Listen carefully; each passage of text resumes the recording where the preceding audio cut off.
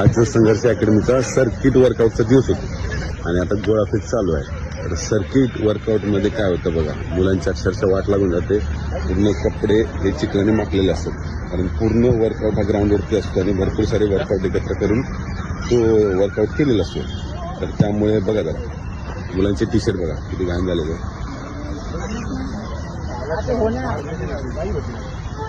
बघा मुलांचे T shirt अक्षरशः चिखलात माखलेले आहेत. त्यामुळे सर्किट वर्करच्या वेळेस मुलांची हालत खराब होत असते.